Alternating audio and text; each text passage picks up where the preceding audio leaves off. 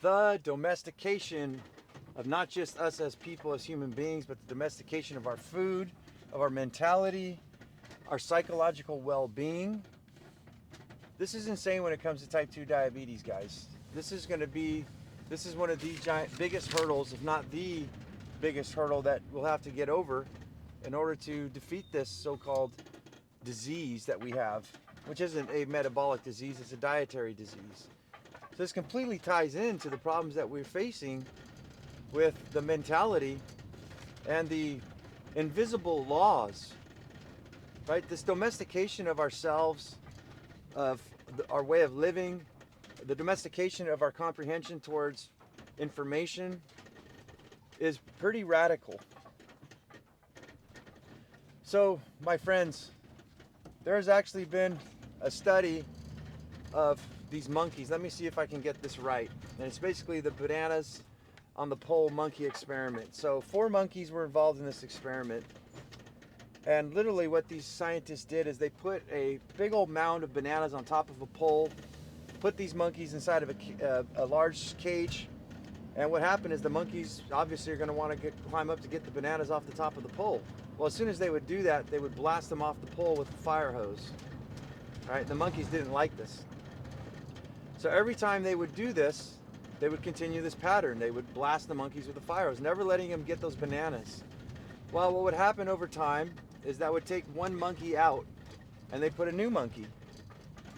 And the new monkey, not knowing that it would get blasted with the hose, would start to climb the pole to get the bananas. Well, they would blast all the monkeys. I think it's a detail that needed to be put, that was left out there. They would blast them all with the water hose and soak them down, right? And so what would happen is they would keep these monkeys in rotation until all the monkeys that got blasted with the hose were completely replaced. What happened is before that would happen, I messed up the experiment here. The other monkeys, when they'd bring a new one in, the original monkeys would literally beat the other monkey before it can, they'd pull it off that pole and tell it, no, we're gonna get blasted with the water hose. So they literally would beat the monkey, telling it no. But in the process of rotation, some of the monkeys that participated in the beating of the monkey that would try to climb the pole, a lot of them never even got blasted with the hose after a period of time. It was an experiment to see how the reactions, how we can get these monkeys to behave, and none of them ever knowing that they would get blasted, never even been blasted with a hose, would enforce that law. And now what we have around us is the domestication of not just ourselves, but all the human beings and everybody living on this planet Earth. And they are literally enforcing laws of dietary design, laws of type 2 diabetes treatment, without ever even knowing why. It's just what is. So it just is. This is the law. This is how we function as in human law. A lot of people don't know why we do what we do. A lot of people don't know that a banana didn't look anything like it does today.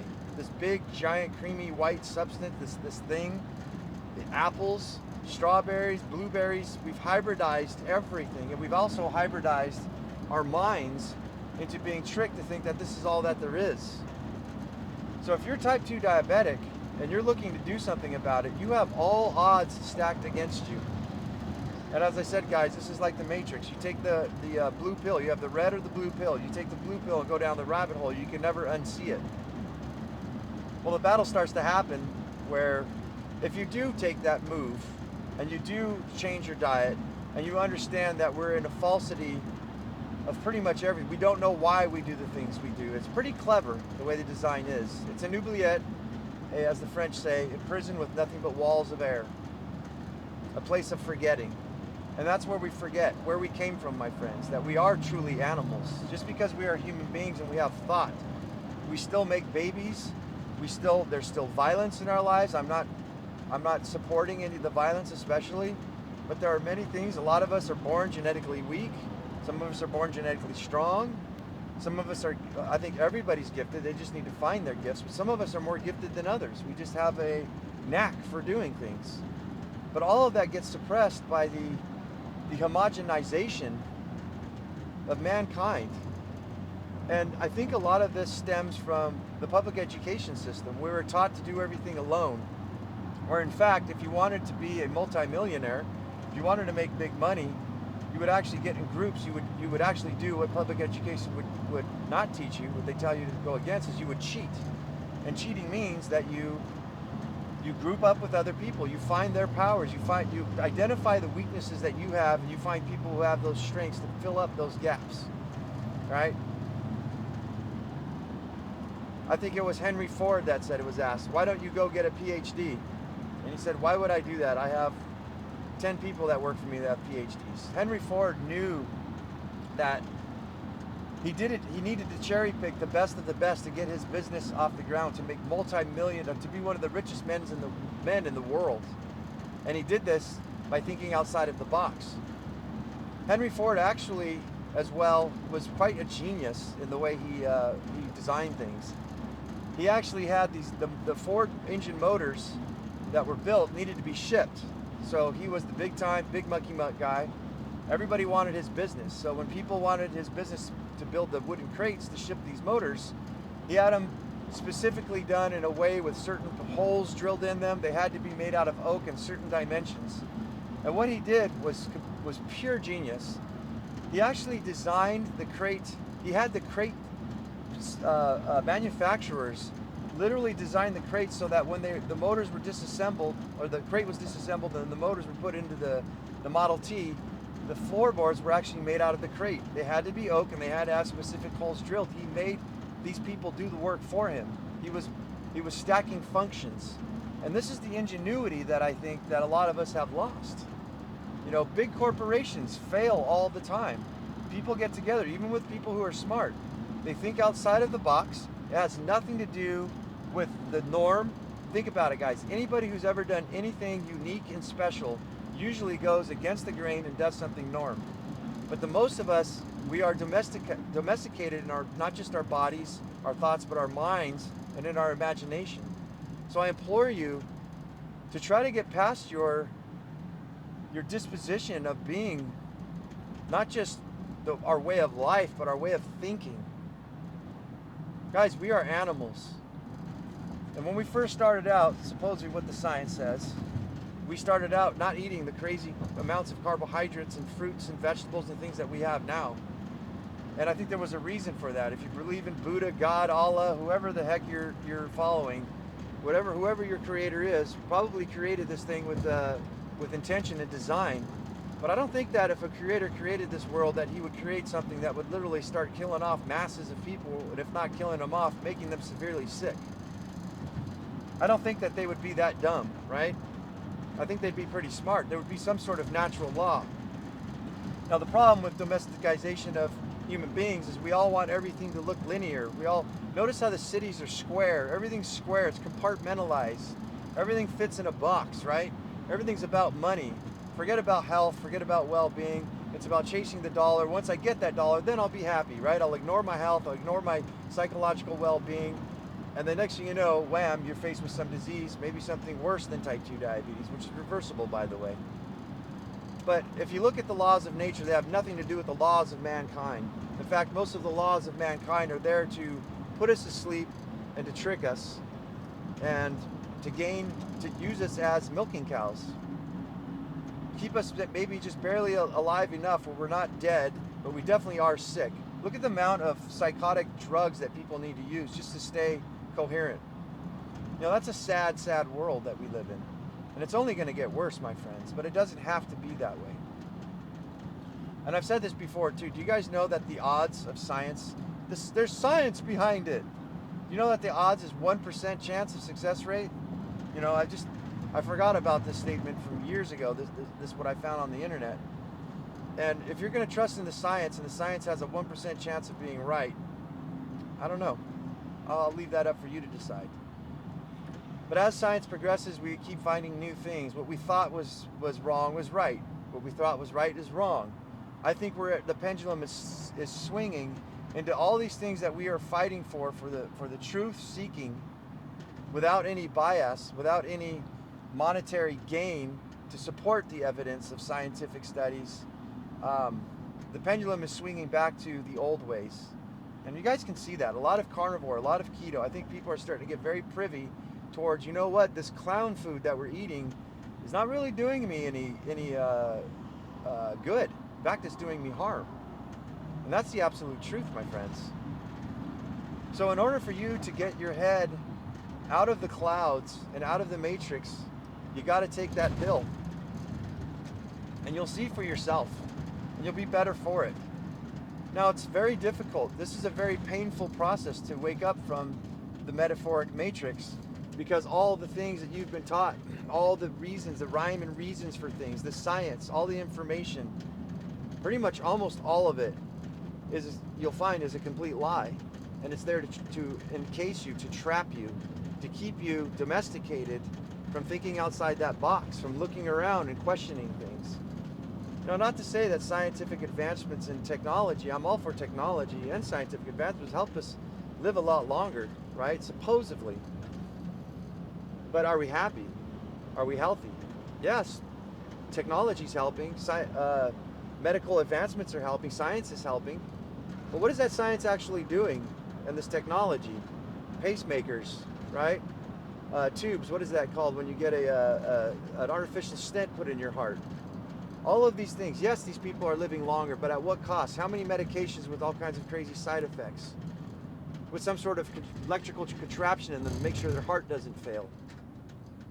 Think about it, my friends. Think about it.